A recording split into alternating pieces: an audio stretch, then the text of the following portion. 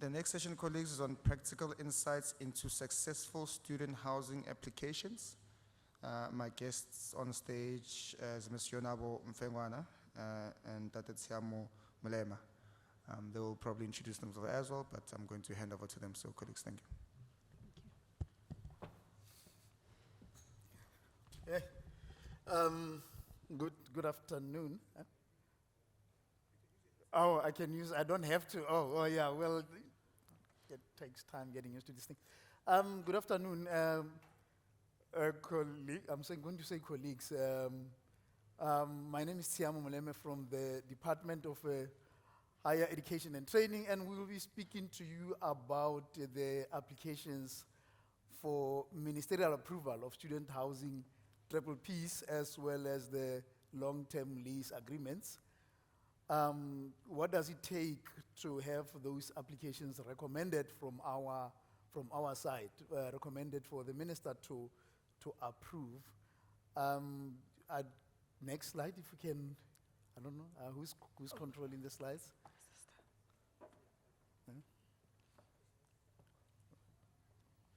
The green one. Oh, okay. Yeah. So that is just the outline of our presentation. We'll be taking you through introduction, background, the RSA student housing triple P, just some pictures of that triple P, and then the Kenyan experience, and then the triple P in the South African context. We then tell you about the GTEC assessment process and the non-recommendable applications, and then we conclude with an ideal way forward. The Department of Higher Education and Training, just some introduction there. It oversees post-school education and training in South Africa, which includes public universities. And all infrastructure programs that are administered by the Department of Higher Education and Training, they are located under, consolidated now, under one branch, which is the planning branch. And in the department, under the planning branch, the Directorate Infrastructure Support is responsible for the assessment of university infrastructure-related applications, those that include triple Ps and long-term lease agreements. And those are regulated, or rather they are assessed through the Government Technical Advisory Center, which is GTEC. And the focus there is on affordability by institutions and their students. And when we talk about the affordability by the students, we look at NSFAS accommodation allowance as a benchmark, whether that triple P or the long-term lease agreement that the university seeks to enter into for student housing, whether a student with an NSFAS allowance will be able to afford that accommodation. And our approach has shifted to getting GTEC involved early in the process in order to assist universities with a hassle-free process where then GTEC will be able to provide that guidance and to ensure that you know that application it remains, when it comes through the process, it remains hassle-free and that it complies with all that is required. GTEC, that is the Government Technical Advisory Center, and they are an entity of National Treasury. They report directly to the Minister of Finance.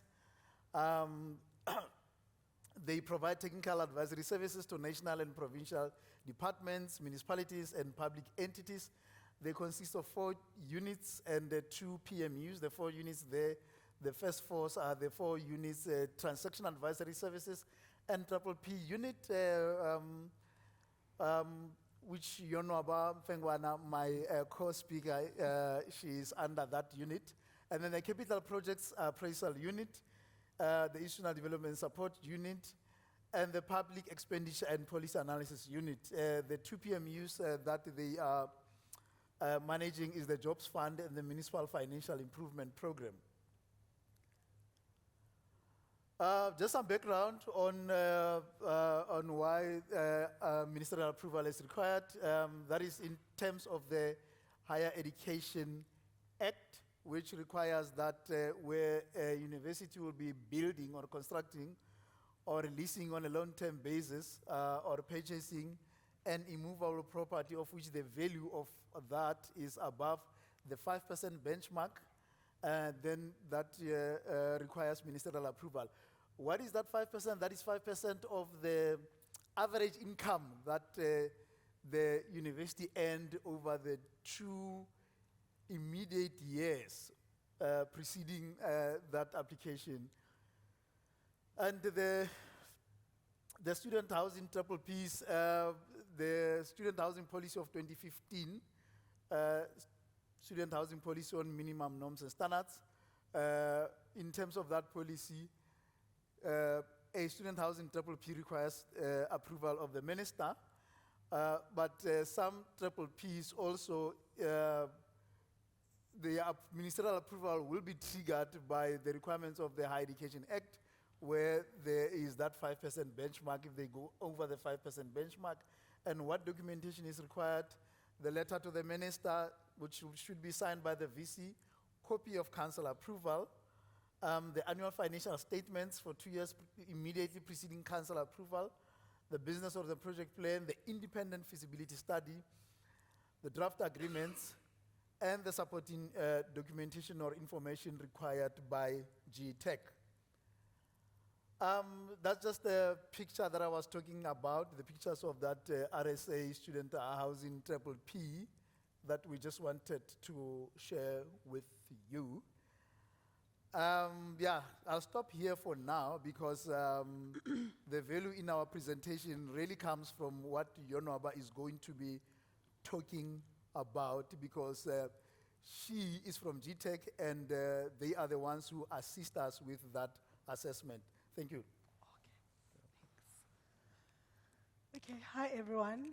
As mentioned, my name is Yonwaba Mfengwana from the Government Technical Advisory Center. So I'm one of the people that does the assessments for new student accommodations that go over long term or that are triple Ps, right? But before we start, I just wanted to draw our attention quickly. So within the student accommodation fraternity internationally on the continent and in South Africa, there hasn't been a lot of, triple Ps that have been happening. There's also very thin literature with regards to it. So there's no kind of plan or base or map to follow when we assess. So what we've been doing in the past few years is kind of just looking at everything as at a case-by-case basis, but what we've seen is that the issues are usually similar. And I'll speak on that, on what of some of the reforms and the things we've put in place to kind of help accelerate. So I just drew on the Kenyan experience. They're quite advanced. I think they even stand a chance internationally. Even, on the continent, they're leading. As you can see there, those are, I think as of 2018, those were their projects. I know there's more where they build student accommodation at the various universities. That would be the Kenyatta University's conceptual design for, that's the flagship project, which was built in 10,000 beds for students within, central, in the center of basically Kenya on campus. So that's what kind of unleashed a lot of the projects that then happened in Kenya, the triple Ps that then happened towards student accommodation. Okay, so just to touch on triple Ps or public-private partnerships. So usually these are a contract between a public authority, some form of government or public entity, and the private party, where the private party performs an institutional function and uses the public the public party's property. There needs to be a transfer of financial, technical, and operational risk, and the private party would then benefit through unitary payments. Unitary payments are like, let's say, monthly or annual payments that are agreed that would allow for the private party to cover their costs and then make a profit, as well as then there's user fees. So we don't see them a lot in student accommodation, but you'll see it in something where there's a toll road. So as users, we pay for that infrastructure. Then at the end of the tenure or the term, the asset is transferred back to government. So usually it's built on government land, and when the private party comes with their unitary payment, they take those things into account. So what we deal with in student accommodation, we usually look at actual public-private partnership as per the definition. That definition can be found in Regulation 16 of the PFMA. We also have a manual that kind of defines what falls into the ambit of public-private partnerships. Then we, in that case, government or the university must own the land. But we've had applications where the universities do not own the land, or the TVET or whatever higher education institution has approached DHET, where they don't own the land or they don't have land, but they want to build. So it's privately owned land, and those would be the long-term leasing arrangements. So they're quite similar in nature, but in the assessment they differ because we want to see different things, okay? Oh, sorry, my bad. There we go. So the documents we usually require are an independent feasibility study.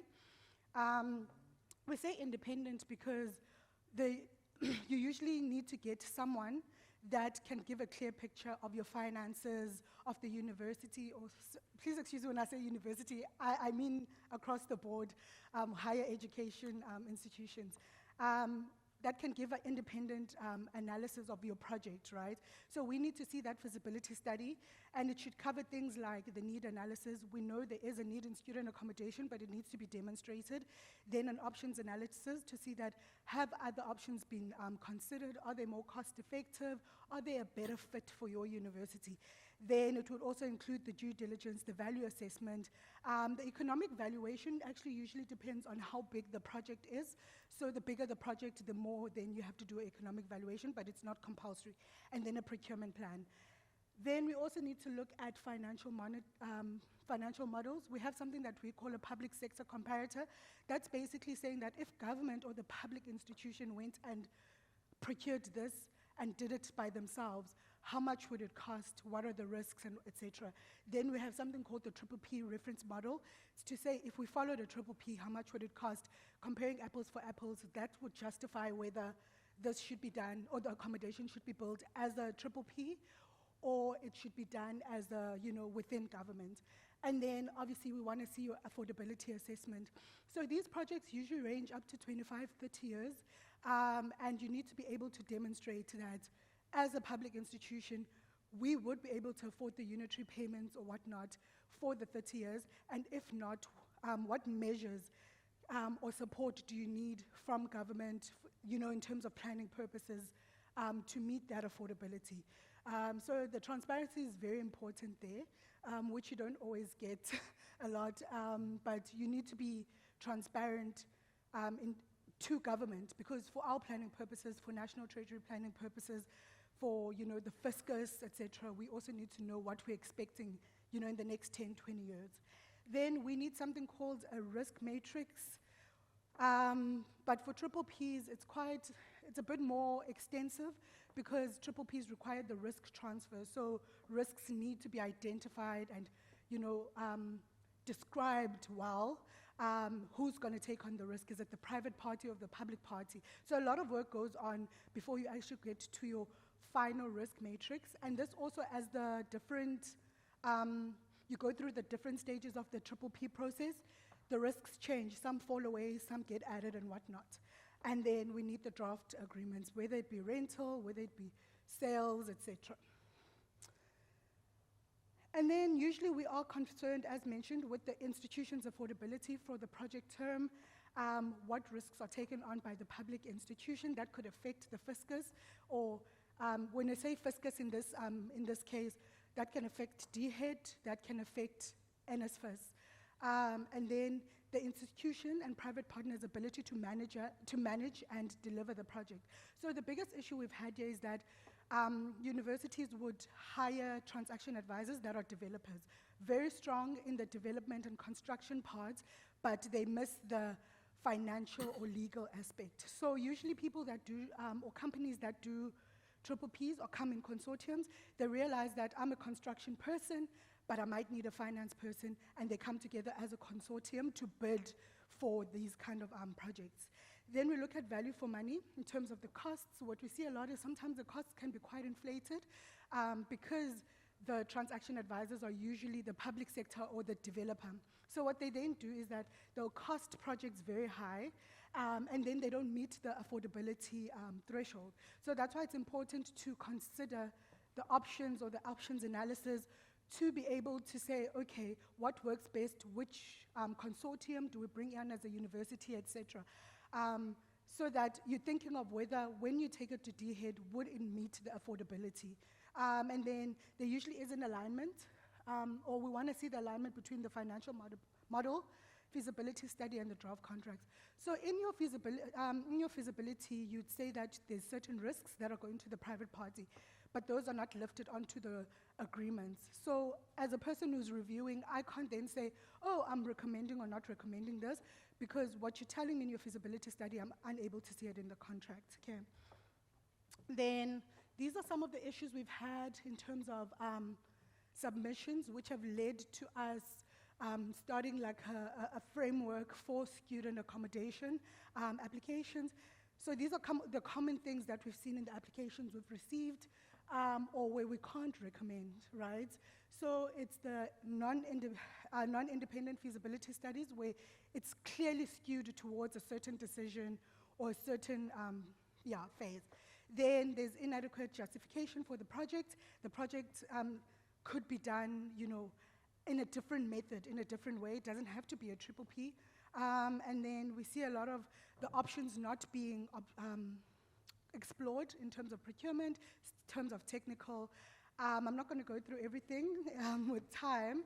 And then we also have private partners, as I mentioned earlier, that might be developers but don't exhibit the other skills that are needed within triple Ps. And then we'd have incomplete applications where it's just too early to be approaching DHET for approval. There's still so much that needs to be completed. I know there's a project I worked on where the university didn't own the land, and they still needed to get an agreement between them and the municipality who was the owner of the land. So in a situation like that, you can't really recommend a project where there's no land to build until that agreement is done, And then just the lack of alignment with the documents. Then the way forward, or the insights, what we think that institutions should be doing is, the appointment of capable transaction advisors and private partners. So as GTAC, we do keep a panel of specialists, companies that have done transaction advisory services for years, right? That have done for triple Ps specifically, internationally and nationally. We also know that even within, the procurement authority within universities, there are their partners. There are people who are good at what they do. And then they should ensure adequate development and justification of projects as triple Ps.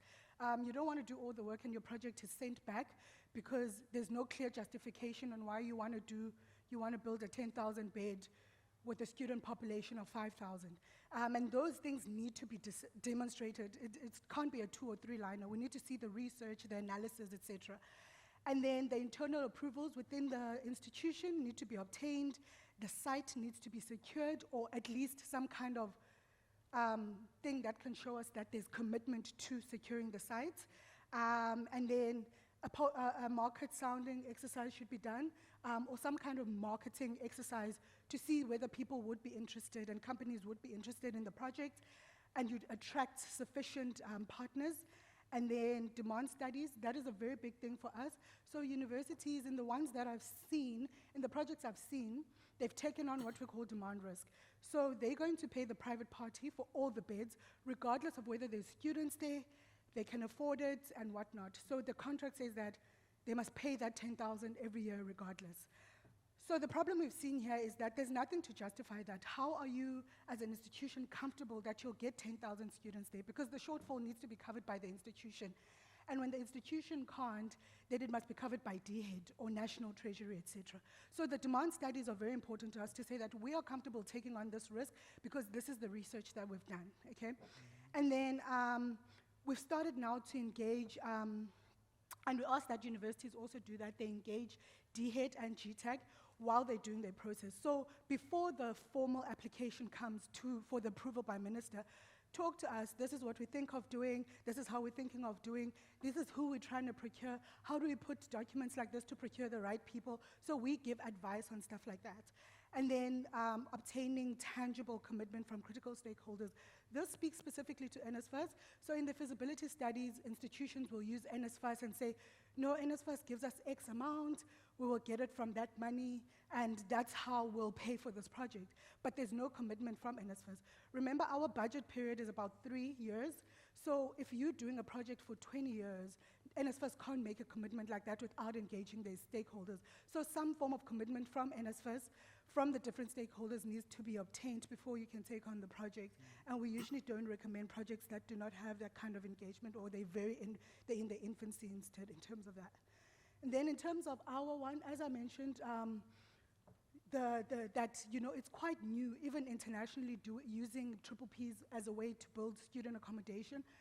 So we're trying to align the different departments, which is Treasury, that speaks to how long financing can be made available, DHET as the approver, and GTAC as the advisor.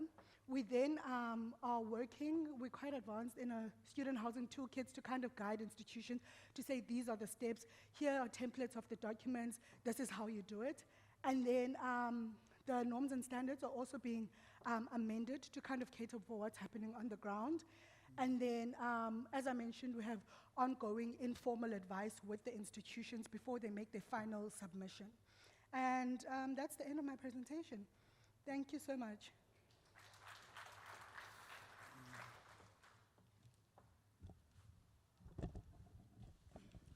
Colleagues, we do have 10 minutes to take some questions. I think we're ahead of time. Don't know if there are any questions.